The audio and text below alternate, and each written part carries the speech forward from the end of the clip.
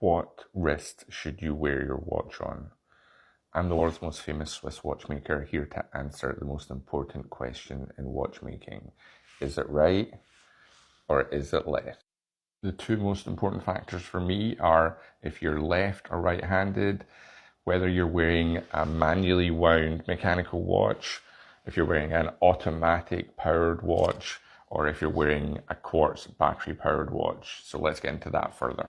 Now, if you're right-handed and you're wearing a manual wind mechanical watch, you're probably going to want to wear it on your left wrist so you can wind the watch easily and also set the time easily.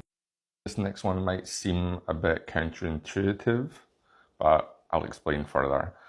If you're wearing an automatic powered watch and you're right-handed, you're probably going to want to wear it on your right wrist for two reasons. Okay, it's going to be difficult for you to set the time, but you don't have to actually wind it to charge it because the automatic rotor is going to do that. And as long as you set the time before you put the watch on, you should be okay. The reason you want to wear an automatic watch on your right wrist is that in this day and age, most of us live very easy and lazy lifestyles, and lots of people don't actually move around enough to charge the watch through the rotor spinning around on the inside of the movement. If you wear your watch, your automatic watch, on your dominant wrist, you can have a much better chance of having the mainspring in the movement fully charged, keeping the watch accurate. You might also notice that in the picture behind me, I'm wearing my watch on my right wrist while I'm putting some hands onto a watch. And that's for one very important reason.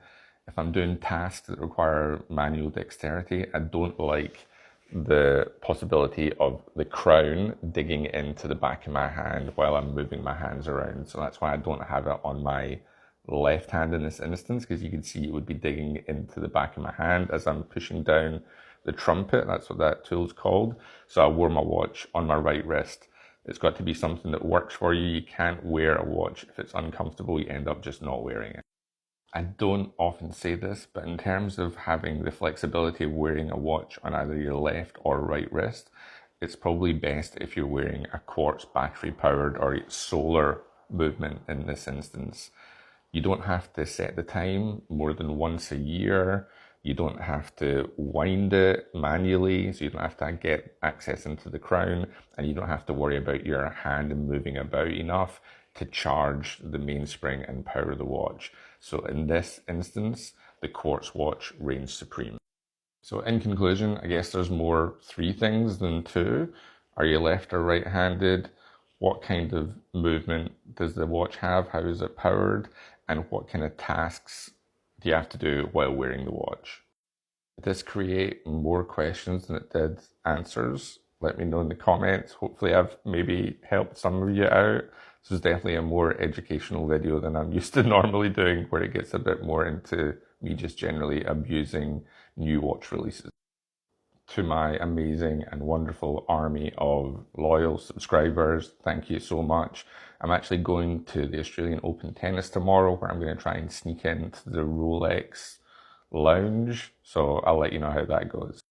And if you want to join that crew and also get into the world's most exclusive watch group chat, the Utilitarian Donkeys group chat, go and subscribe and then DM me your Instagram handle and I'll add you to the group.